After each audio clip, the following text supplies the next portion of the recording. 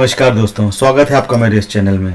दोस्तों, जैसे कि मैंने अपने पुराने कुछ वीडियोस में आपको एस्ट्रोलॉजी के बेसिक्स के बारे में बताया, नक्षत्रों के बारे में बताया, राशियों के बारे में बताया, राशियों के कारकत्व के बारे में बताया, राशियों के व्यवहार के बारे में बताया, तो अक्सर जब मैं अपने टेलीग्राम चैनल पे लोगों की कुंडलियों का विश्लेषण करता हूँ या फिर कुछ व्यक्तिगत प्रश्नों का जवाब देता हूँ, तो लोगों का अक्सर ये क्वेश्चन होता है कि मैं ये काम कब करूँगा, मेरा स्वभाव कैसा है। तो किसी भी इंसान की जो राशि होती है वो उसके स्वभाव के बारे में बताती है।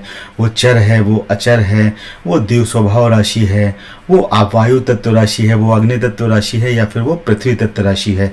और इन्हीं तत्वों को देखकर हम उस इंसान को होने वाले जो रोग हैं उनको भी पता लगा सकते हैं और उनको कैसे ठीक किया जाए उसके बारे में भी हम जान सकते हैं। तो इन सब चीज़ों को जानने के लिए हमको राशियों के कारक तत्वों के बारे में जानना होता है। तो राशियों के कारक तत्व जो कि एक बहुत ही इम्पोर्टेंट चीज़ है जिसको लोग अक्सर इग्नोर कर देते हैं और सोचते हैं कि यार ये राशि के कारक तत्व हमको जानने के क्या फ़ायदा है, हमको इसको क्यों पढ़ना चाहिए। लेकिन मैं आज आपको बता देता हूँ कि राशियों के कारक तत्व इतने इम्पोर्टेंट होते हैं कि अगर आपको राशियों के कारक तत्व पता हैं तो आप इंसान को देख कर ही उसकी भावभूमि के बारे में बता सकते हैं, उसके व्यवहार के बारे में बता सकते हैं, वो कैसा जाप करेगा उसके बारे में बता सकते हैं, वो आपकी बातों को कितनी गंभीरता से लेता है उसके बारे में भी बता सकते हैं, और वो आपका कितना अच्छा मित्र हो सकता है ये भी आप उसकी राशि के बारे में देख के जान सकते हैं। तो दोस्तों, आज के इस वीडियो में आपको यही सब चीज़ें बताऊंगा, तो अंत तक बने रहिएगा मेरे साथ मेरे इस चैनल पे। और दोस्तों, अगर अभी तक आपने मेरे इस चैनल को सब्सक्राइब नहीं किया तो प्लीज़ इसे लाइक करें, शेयर करें, सब्सक्राइब करें और अपने दोस्तों के बीच जरूर से भेज दें। और मैं अपनी टेलीग्राम चैनल पर रोज़ रात को 9 बजे कुंडली का निःशुल्क विश्लेषण करता हूँ, दिन में एक। तो अगर आपको भी अपनी कुंडली का निःशुल्क विश्लेषण करना है तो नीचे दिए गए लिंक पर जो मैंने डिस्क्रिप्शन में दिया है उसमें टेलीग्राम चैनल का लिंक दिया है, उस ग्रुप को ज्वाइन कर लें और उसके दिशा निर्देशों को पढ़ने के बाद आप मुझसे निःशुल्क कुंडली का विश्लेषण करवा सकते हैं। नमस्कार दोस्तों।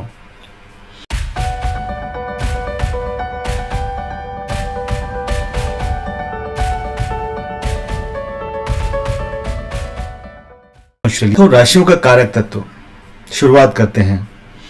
राशियां जो हैं वो 12 तरीके की होती हैं और 12 राशियों के नाम आपको पता ही होंगे। एक नंबर पे मेष यानी कि एरीज, नंबर 2 पे आती है वृषभ राशि यानी कि टॉरस जिसके स्वामी हैं वीनस, पहली राशि मेष के स्वामी हैं मार्स। तीसरी राशि आती है मिथुन, इसके स्वामी हैं मरकरी, इसको इंग्लिश में जेमिनी बोलते हैं। चौथी राशि आती है कर्क राशि, इसके स्वामी हैं चंद्रदेव और इसका नाम इंग्लिश में है कैंसर। पांचवी राशि आती है सिंह जिसके स्वामी हैं सूर्य भगवान जो कि सभी ग्रहों के राजा हैं और सर्वशक्तिमान हैं। तो अगर आपकी कुंडली में सूर्य और चंद्र स्ट्रांग हैं तो आपकी कुंडली काफ़ी अच्छी है और आप काफ़ी अच्छे काम करने में समर्थ होंगे। और इसका जो इंग्लिश नेम है उसको लियो बोलते हैं। इसके बाद छठे नंबर की जो राशि आती है उसको बोलते हैं कन्या राशि और इसका इंग्लिश नेम है वर्गो और इसके स्वामी जो है वो भी मरकरी यानी बुध देव है। इसके बाद सातवीं राशि आती है जिसको तुला बोलते हैं, इंग्लिश में इसको लिब्रा बोलते हैं, इसके स्वामी भी शुक्रदेव होते हैं। इसके बाद आठवीं राशि आती है जिसको कि वृश्चिक बोलते हैं, इंग्लिश में इसको स्कॉर्पियो बोलते हैं और इसके राशि स्वामी होते हैं मंगल देव। इसके बाद जो 9वीं राशि आती है वो धनु राशि आती है, इंग्लिश में इसको सेजिटेरियस बोलते हैं और इसके स्वामी हैं गुरुदेव यानी बृहस्पति देव भगवान। इसके बाद जो 10वीं राशि आती है, 10वीं और 11वीं राशि वो मकर और कुंभ जिसको इंग्लिश में कैप्रिकॉन और एक्वेरियस बोलते हैं और इसके राशि स्वामी होते हैं शनिदेव महाराज जो कि कर्म प्रधान ग्रह है। और आपकी राशि में, आपकी कुंडली में आप कौन सा कर्म करते हैं, आपको कर्मों के जो आपके प्रभाव हैं, आपको कर्मों का जो रिजल्ट है वो यही ग्रह देते हैं। उसके बाद आती है आखिरी राशि यानी कि 12वीं राशि और उसको कहते हैं मीन राशि, इंग्लिश में इसको पाइसेस भी बोलते हैं और इसके स्वामी भी जो हैं वो गुरुदेव होते हैं। तो ये तो हो गई 12 राशि। अब अगर हम इन 12 राशियों को 2 भागों में विभक्त कर लें तो 2 भागों में अगर हम विभक्त करेंगे तो एक तरफ 6 आ जाएंगी और दूसरी तरफ 6 आ जाएंगी। तो ऐसे विभक्त करने से आपको फायदा क्या होगा कि जो 2 भागों में विभक्त करने से एक तो हो जाएंगे ऑड तत्व और एक हो जाएंगी इवन राशि, यानी एक सम राशियां हो जाएंगी एक भाग में और दूसरे भाग में हो जाएंगी विषम राशियां।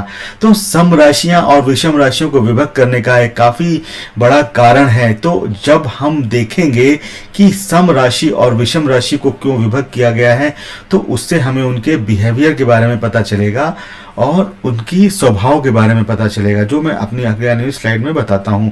तो अब जो राशियां ऑड होती हैं यानी कि विषम होती हैं 1, 3, 5, 7, 9 और 11, और जो राशियां सम होती हैं यानी कि 2, 4, 6, 8, 10 और 12।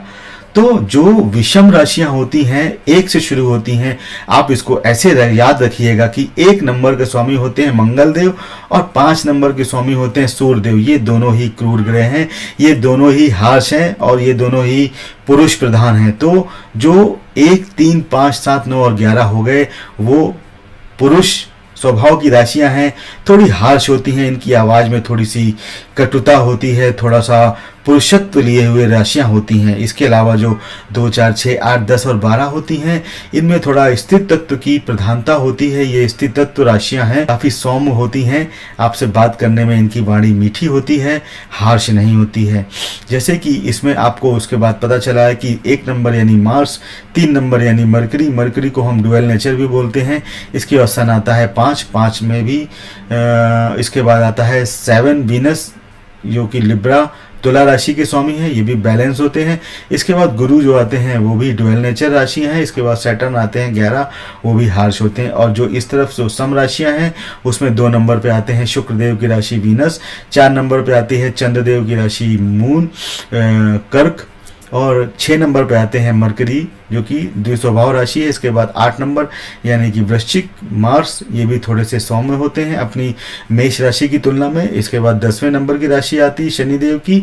इसके बाद गुरुदेव की पाइसेस आती है जो कि द्विस्वभाव मानी जाती है।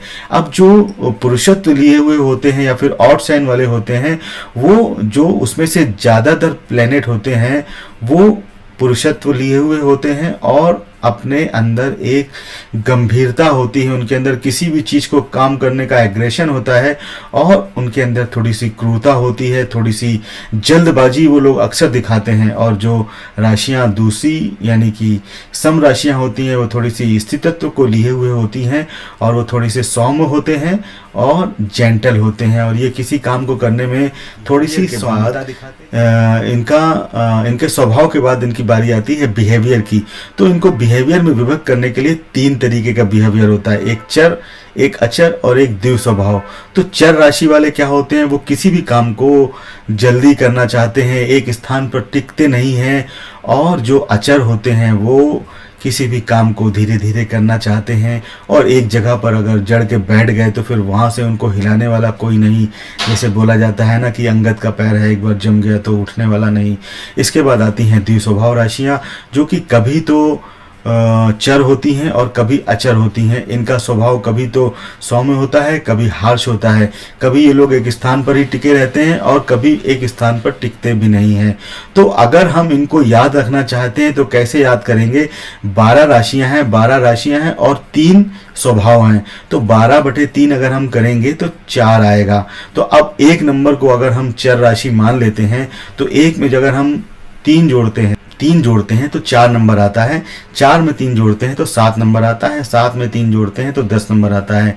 तो 1, 4, 7 और 10 राशियां जो हैं ये चर स्वभाव की हो गई।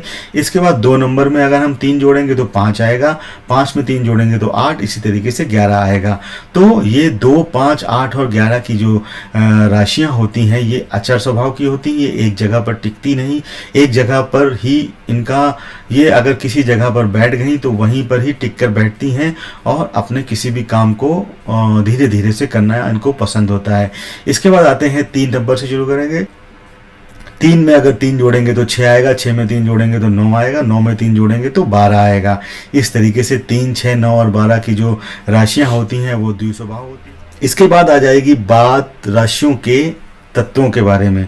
तो तत्व जैसे कि आपको पता है अग्नि, पृथ्वी, वायु और वाटर। इसमें हमने एक 5वें तत्व को नहीं लिया है क्योंकि वो इससे मिलता नहीं है। तो अगर हम अग्नि तत्व की बात करते हैं तो अगर हम 1 नंबर को अग्नि तत्व लेते हैं तो 1 में जब हम 4 जोड़ते हैं तो 5 आता है, 5 में जब हम 4 जोड़ेंगे तो 9 आएगा, 9 में 4 नहीं जोड़ सकते हैं क्योंकि 13 राशियां नहीं होती हैं। तो 1, 5 और 9 जो ये राशि होती हैं वो अग्नि तत्व की राशियां होती हैं, पुरुष राशियां होती हैं और इनमें पित्त दोष की अधिकता होती है। जैसा कि आपको पता चल ही गया होगा, इनमें अग्नि तत्व होती है, इसलिए इनमें पित्त दोष की अधिकता होती है। और इनका जो दिशा का स्वामी होते हैं वो ये ईस्ट दिशा के स्वामी होते हैं और इनमें अग्नि तत्व की अधिकता। बात करते हैं पृथ्वी तत्व की, तो 2 नंबर की राशि जो होती है वो पृथ्वी तत्व राशि होती है। 2 में अगर हम 4 जोड़ेंगे तो 6 आएगा, 6 में 4 जोड़ेंगे तो 10 आएगा। तो 2, 6 और 10 जो राशियां होती हैं वो पृथ्वी तत्व राशियां होती हैं। इनमें वात दोष की अधिकता होती है और इनकी जो डायरेक्शन होती है वो साउथ डायरेक्शन होती है और इनका जो तत्व होता है वो पृथ्वी तत्व होता है। पृथ्वी तत्व यानी इनमें गंभीरता होती है और ये एक जगह पर रुक के काम करना पसंद करते हैं। अगर एक जगह टिक गए तो फिर जल्दी यहाँ वहाँ जाना पसंद नहीं करते। इनको जब भी कोई बीमारी होती है तो वो वात से संबंधित बीमारी होती है, तो इनका जो भी अगर बीमारी होगी तो वात दोष को हमें दूर करना होता है। इसके बाद बात आती है वायु तत्व राशि की। तो 3 नंबर जो है वो वायु तत्व राशि है। 3 में अगर 4 जोड़ेंगे तो 7 आएगा, 7 में 4 जोड़ेंगे तो 11 आएगा। यानी 3, 7 और 11 जो राशियां होती हैं उनमें वायु तत्व की अधिकता होती और उनमें जो दोष होता है वो त्रिदोष होता है। यानी कि उनमें जो वात, पित्त और कफ तीनों तरीके की बीमारियां होती हैं। तो ये लोग थोड़ा बीमारियों की तरफ बीमारी प्रोन होते हैं, बीमारी इनको अट्रैक्ट करती है, इनको जल्दी कोई भी बीमारी लग जाती है। और इनकी जो डायरेक्शन होती है वो वेस्ट होती है, यानी पश्चिम दिशा इनको सूट करती है। इनके बाद जो राशि आती है यानी जल तत्व राशियाँ, तो जल तत्व राशि में अब चौथा नंबर बचा। 4 में अगर 4 जोड़ेंगे तो 8 आएगा, 8 में 4 जोड़ेंगे तो 12 आएगा, यानी 4, 8 और 12। अब इनमें कफ तत्व की अधिकता होती है। चूंकि जल है तो जल से ही मिलकर जब हम ज़्यादा भीग जाते हैं तो हमको जुकाम हो जाता है, फिर हमको कफ बनता है। तो इसे आप याद रखिए, जो जल तत्व है उसमें कफ तत्व की अधिकता होगी। जब भी इनको बीमारियां लगेगी तो कफ वाली बीमारियां लगेंगी। और इनकी जो डायरेक्शन होती है वो नॉर्थ डायरेक्शन होती है और ये वाटरी राशि यानी जलीय राशियाँ होती हैं। तो अब आपको समझ आ गया होगा कि अक्सर लोग आपसे जब बोलते थे कि ये जलीय राशि है, ये वायु तत्व की राशि है, ये अग्नि तत्व की राशि है, तो उससे आपको क्या समझ आता था। अब इसके बाद आपको समझ आ गया होगा कि क्यों इनको बोलते हैं जल तत्व राशि, वायु तत्व राशि, अग्नि तत्व राशि और पृथ्वी तत्व राशि। और इन्हीं तत्वों से मिलकर ही आपको जब भी कोई बीमारियां होती हैं तो अगर आप उस तत्व को सुधारने का प्रयास करेंगे तो आपकी वो बीमारी भी जल्दी से ही खत्म हो जाएगी। आते हैं साइन। तो साइन जैसे आपको पता है, fire sign, earth sign, air sign और वाटर साइन। तो जैसा मैंने आपको पहले बताया, तो अब उनके बारे में थोड़ा सा विश्लेषण क्या है। तो फायर तत्व वाले जो होते हैं वो रेस्टलेस होते हैं। जैसे आपने देखा होगा पुष्पा अग्नि, मैं फायर हूँ। तो फायर तत्व की जो राशियां होती हैं वो रेस्टलेस होती हैं, एनर्जेटिक होती हैं, ऑप्टिमिस्टिक होती हैं, एसर्टिव होती हैं। और जैसे कि मेष होता है वो किसी भी काम को करने में एग्रेसिव होती हैं, तुरंत लड़ने भिड़ने में माहिर रहती हैं। तो ये राशियां जो होती हैं उनके अंदर एक आग होती है। और इसके बाद जो पृथ्वी तत्व की राशियां होती हैं यानी अर्थी साइन राशियां होती हैं वो प्रैक्टिकल होते हैं। वो किसी भी चीज़ को करने से पहले उसके भविष्य को देखते हैं, इससे रिजल्ट क्या आएगा, वो सोच समझ कर काम करते हैं। सेंसुअल होते हैं, प्रिजर्व होते हैं, रिजर्व होते हैं, ज़्यादा किसी से बातचीत नहीं करते। और जो इनकी राशियां होती हैं वो मकर, कैप्रिकॉर्न, टॉरस, वर्गो वगैरह होती हैं। इसके बाद एयर तत्व यानी वायु तत्व की जो राशियां होती हैं उनका एक लक्ष्य निर्धारित होता है और वो सोशल होती हैं। चूंकि वायु जो है, हवा, वो सभी जगह मिक्स हो जाती है, तो ये भी हर जगह मिक्स हो जाते हैं। और ये इंडिपेंडेंट होते हैं और मेंटली एक्टिव होते हैं। और इनमें जो राशियां आती हैं वो तुला, लिब्रा और जेमिनी। इसके बाद जो जल तत्व राशि आती है यानी वाटरी साइन होती हैं। तो जैसे आपको पता है जब आप गंभीर होते हैं, जब आपको कुछ कष्ट होता है तो आप लोग रोने लगते हैं। तो रोने से इनका मतलब है इमोशन वाली राशियां होती हैं, सेंसिटिव होती हैं। और ये जो राशियां हैं उनमें कर्क आता है, कैंसर आता है, स्कॉर्पियो और पाइसेस आता है। अब जो ट्रिनिटी ऑफ द जोडियक है वो Aries, taurus and Gemini from the intellectual Trinity होते हैं। इनके अंदर एक इंटेलेक्चुअल तत्व की अधिकता होती है। कैंसर, लियो और वर्गो जो होते हैं वो मैटरनल ट्रिनिटी के होते हैं। लिब्रा, स्कॉर्पियो, सेजिटेरियस जो होते हैं वो रिप्रोडक्टिव ट्रिनिटी के होते हैं। कैप्रिकॉर्न, एक्वेरियस एंड पाइसेस जो हैं वो सर्विंग ट्रिनिटी के होते हैं। तो ये तो उनकी ट्रिनिटी हो गई।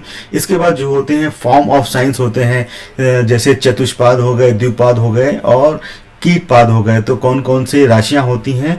तो जो चतुर्पाद राशियां होती हैं वो एरीज होती हैं, टॉरस, कैप्रिकॉर्न और लेटर हाफ ऑफ सेजिटेरियस। तो जो उसके पाद होते हैं 1, 2, 3 और 4 पाद, तो उसमें जो बाद के पाद होते हैं सेजिटेरियस के वो चतुष्पाद कहे जाते हैं। इसके बाद बाईपाद यानी द्विपाद यानी ह्यूमन।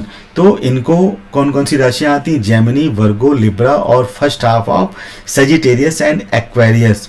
अब जो कीट पतंगे यानी कि रेप्टाइल्स वर्ग में आते हैं वो कौन से आते हैं? Scorpio, Pisces and cancer.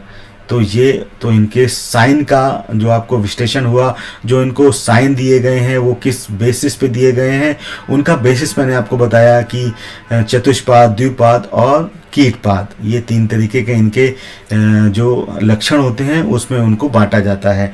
तो दोस्तों ये हो गए राशियों के कारक तत्व। तो अगर आपको राशियों के कारक तत्वों के बारे में पता है तो जब आप किसी भी इंसान की कुंडली को देखते हैं तो उसके लग्न में जो राशि होती है उसको देखकर आप उसके स्वभाव के बारे में जान सकते हैं।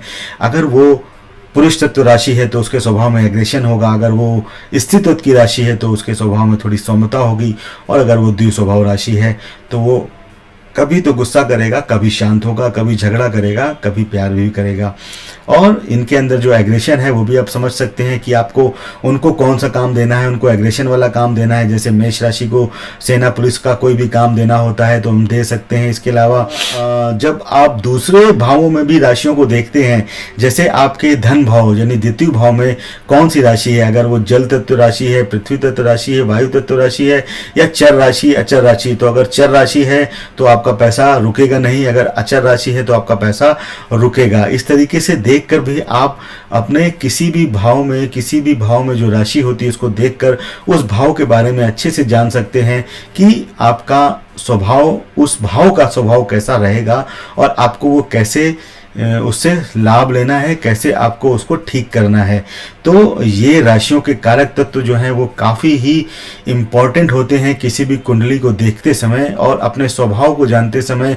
उनके जब हम रेमेडीज बताते हैं उनको, उस समय ये काफ़ी कारगर होते हैं। इस समय इनको ध्यान में रखना बहुत ज़रूरी होता है, क्योंकि अगर आप उनके इन सब चीज़ों को ध्यान में नहीं रखेंगे तो आप सही से उनको दवा नहीं दे पाएंगे। अगर अग्नि तत्व की राशि है और आप उसको अग्नि तत्व ही दे रहे हैं तो फिर उसको कैसे सही होगा, उसका अग्नि तत्व तो और बढ़ जाएगा। इसी तरीके से जब हम रत्न आदि पहनाते हैं किसी को तो उस समय भी राशियों के कारक तत्वों को देखा जाता है, पहचाना जाता है और नापा जाता है। उसके बाद ही उनको रत्नों की सलाह दी जाती है। अगर अग्नि तत्व की अधिकता है तो फिर अग्नि तत्व नहीं पहनाया जाता है अगर वो अच्छी जगह पर है। तो इस तरीके से आपको आज के इस वीडियो में राशियों के कारक तत्वों के बारे में पता चल गया होगा। और अब आप जब भी कोई चीज़ देखेंगे तो राशियों के कारक तत्वों को जरूर ध्यान में रखेंगे, उसके बाद ही कोई चीज़ के बारे में आगे बढ़ेंगे। और आपको कोई बीमारी होगी तो उसी प्रकार से आप देख कर उसको जान सकते हैं कि आपको कौन सी बीमारी है और क्या करने से वो ठीक होगी। तो दोस्तों आशा करता हूँ आपको मेरा आज का ये वीडियो पसंद आया होगा। अगर आपको आज का मेरा ये वीडियो पसंद आया हो तो प्लीज़ लाइक करें, शेयर करें, सब्सक्राइब करें और जी हाँ अपने दोस्तों को भी जिसको जरूर शेयर करें, जिससे वो लोग भी इस सुविधा का जो लाभ है, जो मैं डेली एक कुंडली का निःशुल्क विश्लेषण करता हूँ अपने टेलीग्राम ग्रुप में, उनको भी मिल सके और वो भी लाभान्वित हो सकें। नमस्कार दोस्तों।